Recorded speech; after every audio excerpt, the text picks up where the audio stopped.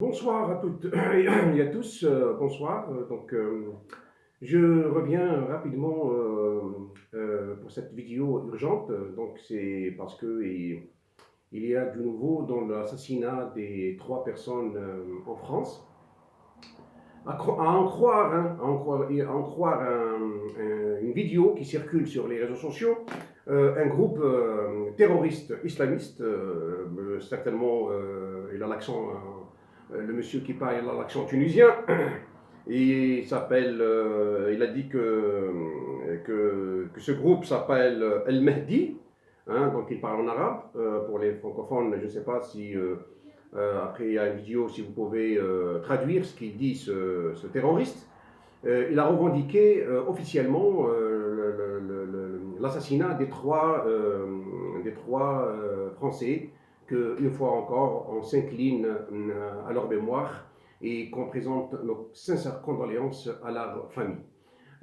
Ce mec, hein, ce terroriste, ce criminel vient de dire que vient de menacer aussi M. Macron, hein, donc comme ils font toujours, hein, comme ils l'ont fait toujours, lui demandant de cesser d'attaquer les musulmans, selon lui, les défenseurs des musulmans en France.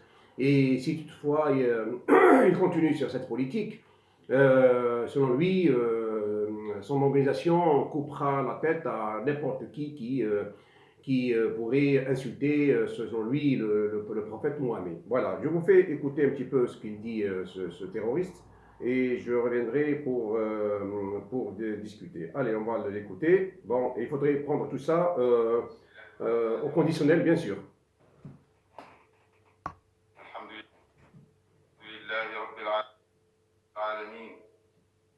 وأشهد أن لا إله إلا الله وحده لا شريك له وأشهد أن محمدا عبده ورسوله.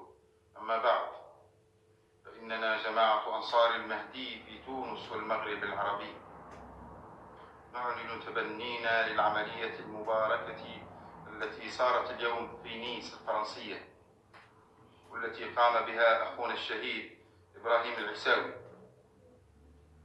ونهدي هذه العملية المباركة إلى جميع المسلمين في كل أصقاع العالم بمناسبة عيد مولد النبي صلى الله عليه وسلم. ونحذر كلب الروم مكرون ونقول له: إذا لم تكف عن إيذاء المسلمين في فرنسا فسوف ينتقم جنودنا منك أيها الحقير، وسوف يقطع كل رأس حارب الله ورسوله. لعن الله الصليبيين ومن والاهم إلى يوم الدين. الحمد لله رب العالمين.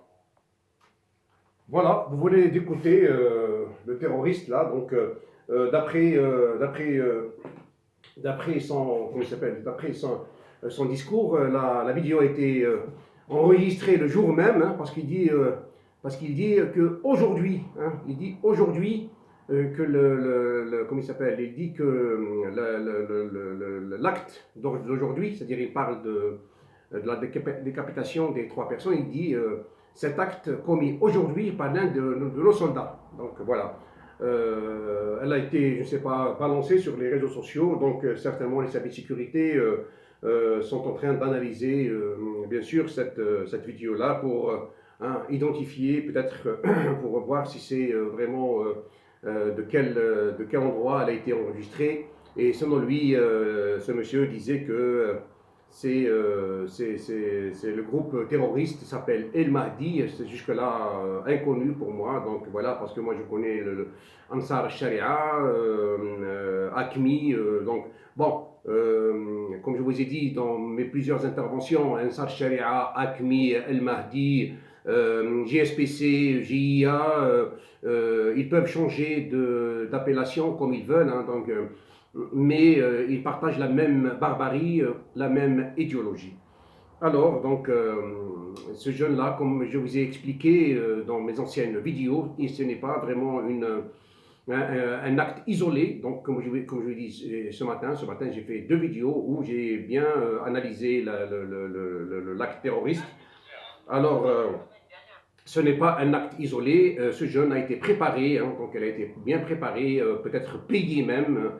Hein, donc, payer lui ou je ne sais pas, ou ses proches, ou ses parents, je ne sais pas, de manière on a appris que ses parents ont été interpellés en Tunisie, à Tunis, par les renseignements et par les services de sécurité, les services de sécurité tunisiens pour voir un petit peu comment ce jeune-là est parti avec les personnes qui traversaient la Méditerranée. Voilà, donc c'est pas vraiment une surprise, hein, c'est pas vraiment une surprise. Ces gens-là ont bien et bien dit que c'est l'organisation qui a envoyé ce jeune-là, comme je vous ai dit hier. Ce jeune, certes, c'est un criminel, mais aussi c'est une victime parce que des milliers de ce jeune-là sont encore en Tunisie. Ils peuvent frapper à n'importe quel moment. Ils sont des nombreux, ils sont des milliers aussi en Algérie. Ils peuvent frapper à n'importe quel moment. Ils sont aussi des milliers, même en Europe. Voilà. Donc, ces gens-là, ils sont endoctrinés par des gens qui sont même en Europe. Hein. Ces fanatiques sont en France, sont en Allemagne, ils sont au Canada, sont aux États-Unis. Et par leur discours haineux et par tout ça, ils continuent à s'aimer la haine contre l'Occident, contre les Européens, contre même les musulmans. Hein. Donc voilà, 200 000 Algériens égorgés en Algérie et des milliers de femmes, des musulmanes, hein, qui ont été violées en Algérie. Ce n'est pas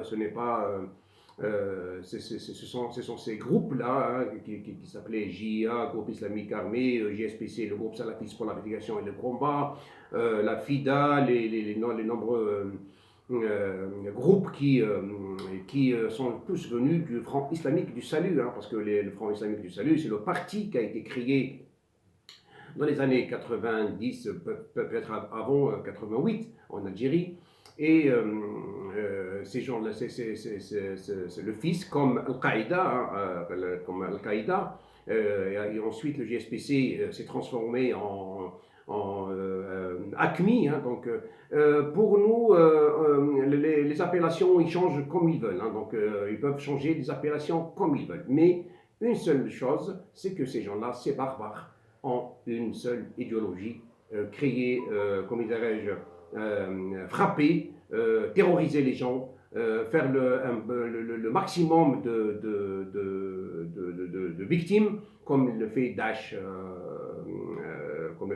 actuellement. Et comme je vous ai dit un jour, ce n'est pas en tuant Ben Laden ou en tuant un responsable de ces organisations criminelles qu'on pourrait mettre fin aux agissements de ces personnes. Il faudrait, la lutte antiterroriste doit changer de système, c'est-à-dire changer, comment dirais-je, changer il ne faut pas dire que si aujourd'hui on va éliminer 1000, 2000 en Algérie, je ne sais pas combien, ils étaient 25 000 ou 16 000, je ne sais pas combien de terroristes qui ont été abattus, mais est-ce que le terrorisme a été éradiqué? Non.